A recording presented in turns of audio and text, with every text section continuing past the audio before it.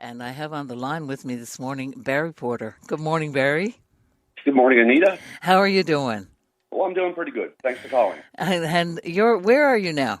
I'm in Porterville, just outside Lewisport. Just outside Lewisport. And we have, well, at the moment it's sunny, but we're going to have lots of horrible weather, rain and snow and Yeah, wind and rain and snow. What's the forecast like down your way today? yeah, same here. It's -5 here now, and it's a beautiful sunny morning, but we're calling for hot rain tomorrow, so that's not good.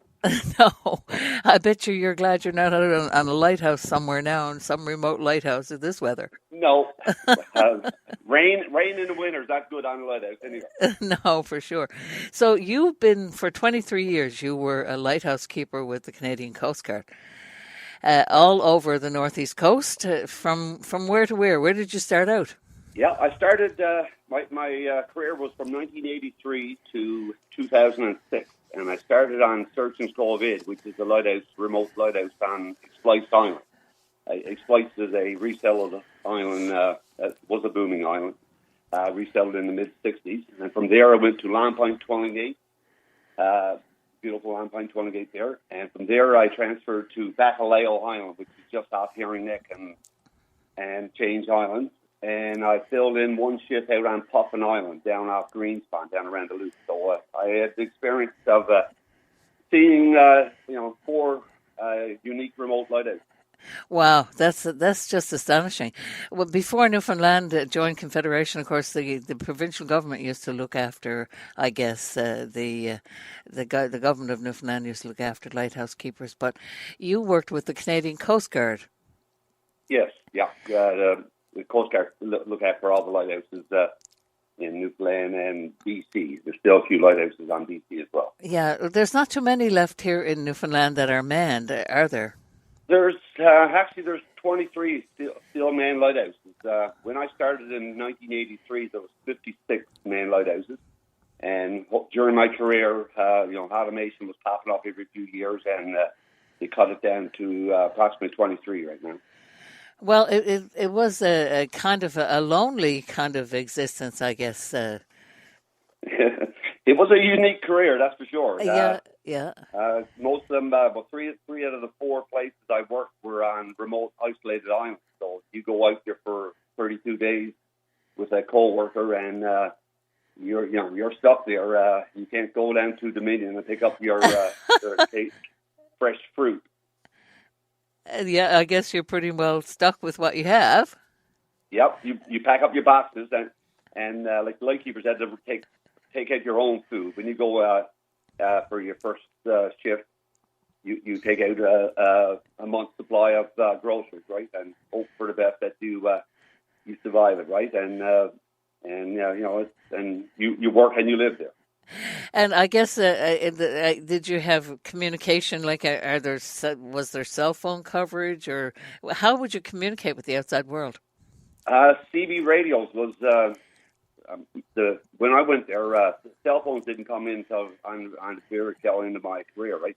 Yeah. So the light station had a mobile phone, which was very fidgety and never worked half the time. But you had contact with the Coast Guard radio station, that Cove radio station, and the ships by the Coast Guard VHF radio. But to talk to your loved ones back home, I started off with CB radios, and then I tried CB, more powerful radio, and then VHF later. But it was just by radio, right? It was hit or miss, depending on your location. Wow. And I guess you could probably pick up a few radio stations if there were any broadcasting in the area, could you? Yeah, well, yeah, I had radio. I listened to lots of radio. Yeah, I bet you did. On the Highlands, was back in those days especially, there was a big radio community, down around Twillingate, Herring Neck, that way. It's like so many people had their own CB radios or VHF radios. It was like a real radio community, people talking to each other, getting updates on the weather, calling the lighthouse. So it was, in the nighttime, that was part of our entertainment, was listening and talking on the radio. That's amazing.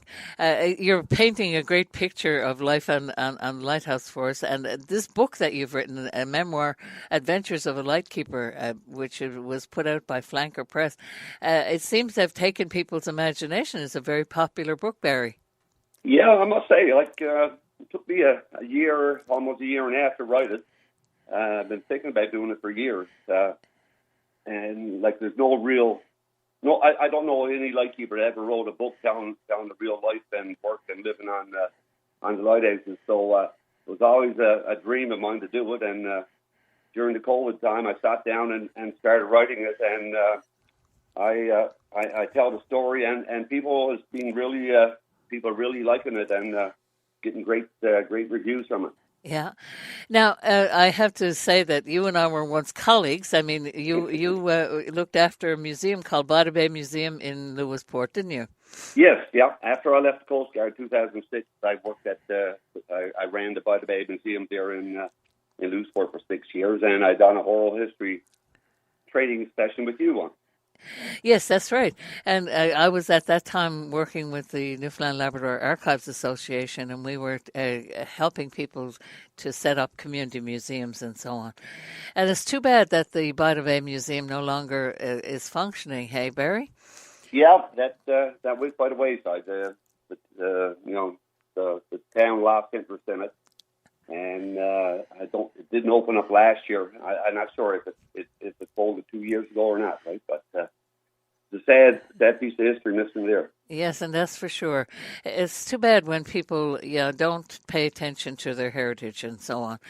And I was really interested when I was reading your book on the weekend about all the different people that you mentioned there and your close encounters with Arctic foxes and polar bears. Tell us a little bit about some of the animals that you had occasion to encounter when you were. Well, you meet anything on the highlands. Down on Bacalao, which is, like I said, half here in Exchange Island, Fogle. That's basically a rock. It's a 2-mile rock with some trees, a few small ponds, bogs, a little mixture of everything. But in the summertime, you go down and you walk across the island, pick a few berries, and I was going down across the island this time, and I had my dog, my faithful beagle, with me. And next thing, this gray, wet fox appeared out of the bushes. And I've been on the island for a few years. There was no wildlife, no animals on the island. And so anyhow, this fox was there, which was quite amazing. And you see it once a blue moon, and really, really wild, really skittish.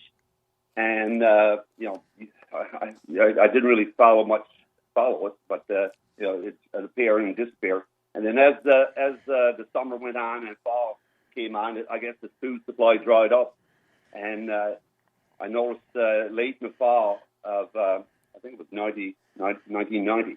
I seen them sitting outside the lighthouse lunchtime, because the two keepers, we'd have a big cooked dinner every dinner time, right? That was part of the game. You had to eat well if you're going to be isolated and lonely. So I guess the fox would smell the cooking smells it from inside, and so I'm an animal lover. So I started throwing out pieces of bone or fat or a bit of meat for it, and it would scurry in and take it and go back again. And over weeks and weeks and months, actually, it didn't trust me. Really, really wild. But I throw it out like 50 feet, and then 40 feet, 30 feet, 20 feet. And over weeks and weeks, I finally, on the very end of it, I got video of me feeding it with a fork.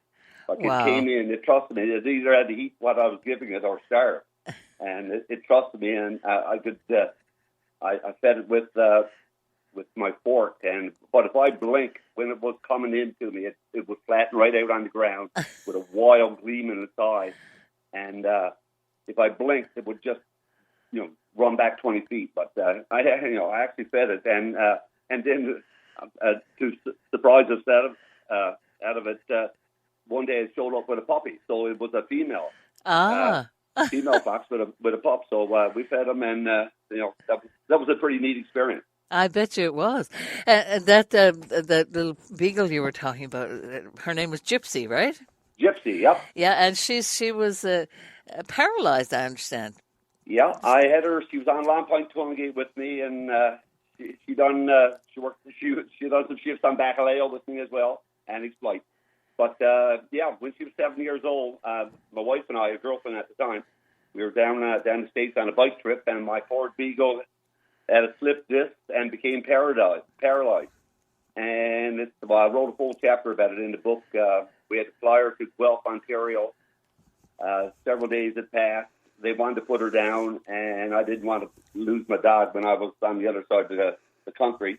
And they performed back surgery, and we came back to Guelph, met her at Guelph, and the poor thing was still paralyzed, a big cut on his back. Just her hind legs was just like a rubber glove. Oh my goodness! Anyhow, didn't look very promising, but I told the vet that I was going to, whatever it was going to take, I would try to bring her back, right? Because the dog was with me 24/7 at the lighthouse, and I performed physiotherapy on her for 10 months. Every day I flex her toes, ankles, knees, hips. I squeeze her bladder, and slowly but slowly she came back and she lived another 7 happy years with me. Wow. Yeah. That's a remarkable story. I really enjoyed reading about that story. I must Good, say. yes. Some people really like that one. Yeah, I love that story. And you mentioned your wife there. So tell us about the interesting and unique way in which you proposed to your wife. Yep, that was 1989. It was. We've been dating for I don't know 2, 3, 4 years then, and the time came. I was twitching to get married, so she worked shift work in Lewisport, so it was all dependent on Mother Nature. The hard time, you might get your partner, your spouse or girlfriend to come out for a weekend on the lighthouse. Only if there was no wind, sea conditions, like it was Russian roulette to get anybody out for a weekend, right? But anyhow, this time I went into Hearing Neck, picked up my wife or my girlfriend, brought her out to Bacalao for the weekend, a long weekend, I think. And so I had it schemed up in my mind that I got to pop the question and had to be creative like you would. So she was at the house, at the lighthouse, at the dwelling, having lunch, I guess. And I left the dwelling and walked probably a kilometer down across the island, or 3/4 of a kilometer, and there's only one little cove on the entire island, very narrow with a cove inside. Bacalao Harbour it's called. Not much of a harbour, but it is a little shelter.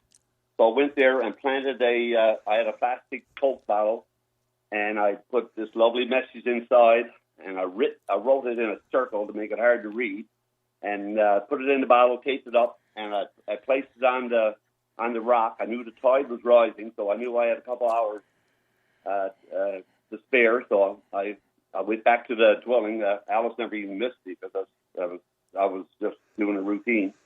And so we went down across the island an hour or so later, picking a few berries and packed a lunch. So we went to this lovely Bacalao Harbour and was enjoying our wine and cheese, maybe, I'm not sure, or tea and coffee.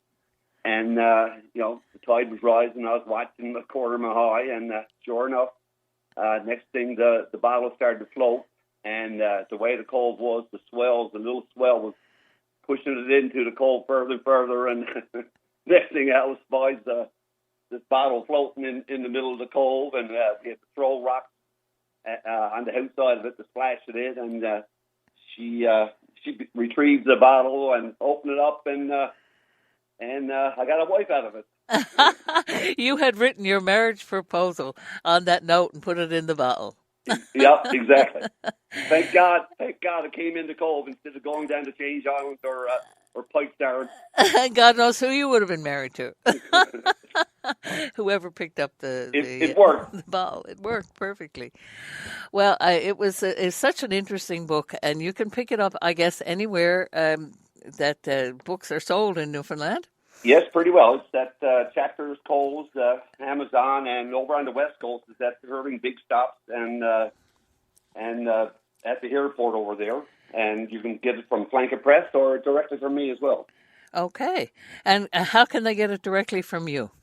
You can phone me or contact me on Facebook, probably. Okay, Facebook. You're on Facebook. I'm on Facebook. I'm Barry Porter author.